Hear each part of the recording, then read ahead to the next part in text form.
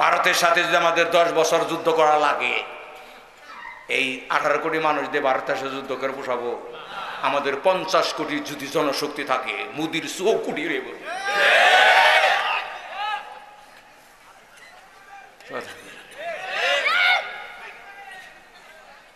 মোদি এমনি সুগন্ধ হয়ে গেছে গা।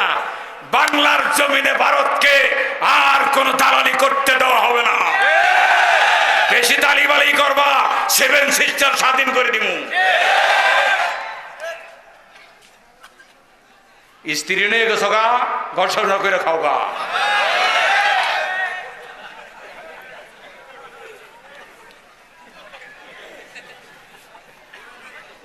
আপনারা রাগ করতেছেন?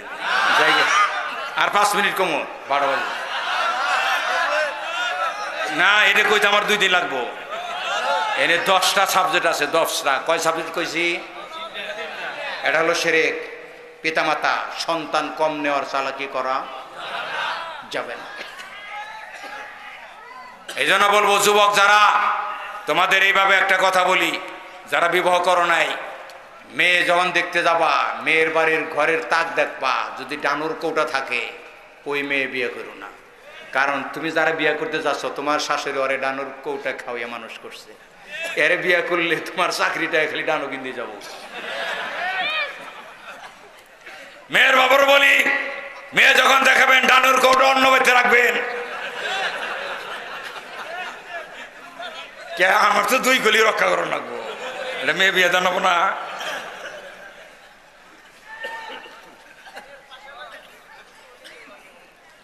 সাবজেক্ট করা গেছে, শুনুন কি বলে কোরআন। 4 নম্বর সাবজেক্ট, ওয়ালা তাকরাবুল ফাওয়াহিশা মা যাহারা মিনহা ওয়া মা বাতানা। জিনা করবা তো দূরের কথা, নির্লজ্জতার ধারে কাছেও যাবা না, সেটা প্রকাশ্য হোক আর গোপন হোক। এইটা একটা সাবজেক্ট। এই যাবার দেখায়, মনে করেন উনি টকবকে 22 বছরের যুবক, আরেকজন যুবতী। এরা এই প্রশ্নে, জিনা না করার প্রশ্নে বাংলাদেশের পৃথিবীর যুবক যুবতীদেরকে 80 মার্ক পেয়ে জান্নাতে যেতে হবে। তো বলেন 20 বাদ দিলেন কেন? ভাই যৌবনকাল তো একটু ত্রুটি বিচ্যুতি হবে।